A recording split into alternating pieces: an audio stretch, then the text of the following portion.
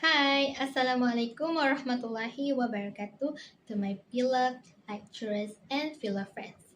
My name is Siti Nur Shafiqah Binti Jeffrey. My matric number is A209350.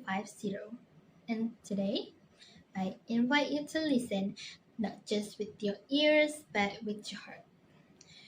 Because the story I am about to tell you right now isn't just about a girl in a gown or a prince with a palace. It's about ashes, truth, and the quiet strength of a girl who never gave up, even when the world forgot her name. So, sit back, open your imagination, and let me take you into the hidden side of the tale you thought you knew. So, here's the story of Cinderella. Once upon a time, in a quiet little town, there lived a girl who was always covered in ashes.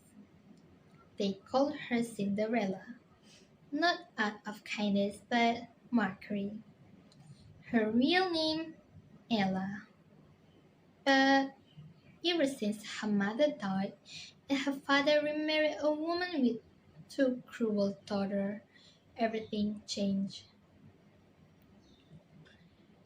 When her father passed away, Ella was left alone with her stepmother and stepsister who treated her like a servant. They made her do all the housework from morning until night. Cinderella, Cinderella, sweep the floor, shouted the stepmother. Cinderella, clean my shoes now, added one of the stepsisters. Cinderella, always patient, softly replied, yes, stepmother, right away. She slept near the fireplace. Her clothes were always dirty and her face covered with ashes. Yet she remained gentle, hopeful, and full of dreams. Her only friends were the birds and little mice who kept her company. One day, a royal announcement came to the village. The king was holding a grand ball so the prince could find a bride. Every maiden was invited. The stepsisters were thrilled. Oh my god, I must find the most elegant gown, cried the eldest.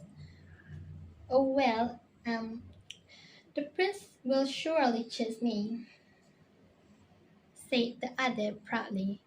Cinderella asked shyly, mm, um, may I go to that ball too? Her stepmother laughed cruelly. You, a dirty girl like you. Well, only if you finish every single chore and find something decent to wear, which, of course, you won't. Despite their harsh words, Cinderella tried her best. She worked all day, but in the end, they tore apart the old dress she tried to fix for herself. Left in tears, she ran to her mother's grave beneath the hazel tree. She knelt and whispered, dear mother, please help me. I wish to go to the ball. Suddenly, her fairy godmother appeared. Ting! Don't cry, child, she said. Of course you can go to the ball, but first we will need a few bits and pieces. Let me think.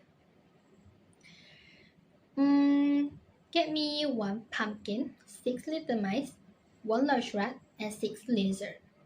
Well, Cinderella couldn't think how a pumpkin and animals were going to get her to the ball, but she did, as her godmother asked.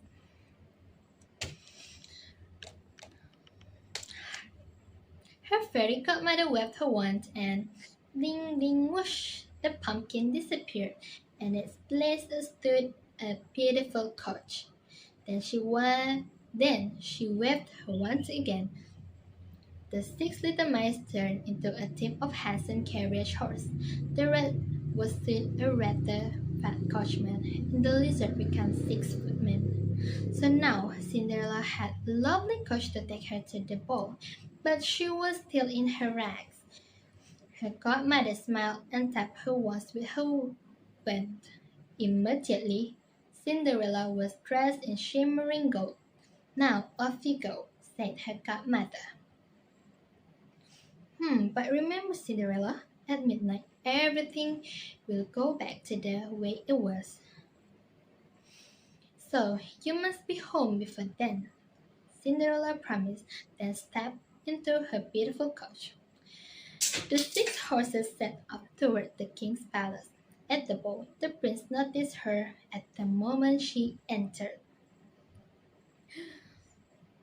Who is that girl? He asked, mesmerized. He approached her and asked, May I have this dance?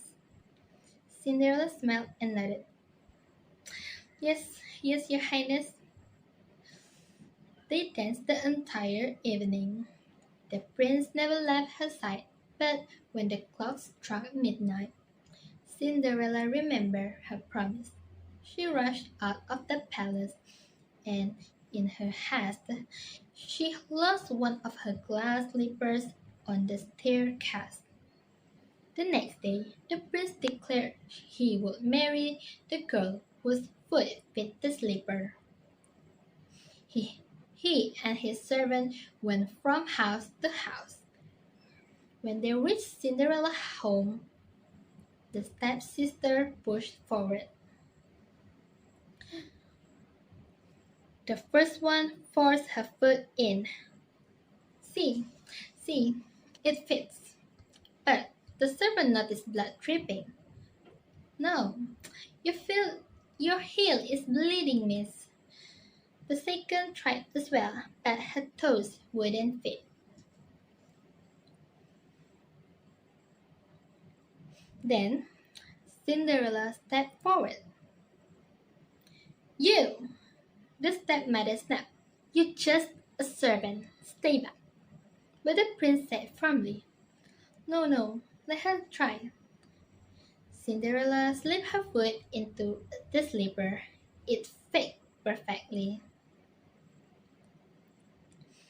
The prince looked at her and said, It's you. I remember this eye. Will you marry me? Cinderella smiled. Yes, I will. As they rode to the castle, 2 birds swooped down and punished the stepsister by picking their eyes, for their wickedness deserved no reward. And so Cinderella lived happily ever after, not just with love, but with justice and kindness as her guiding light.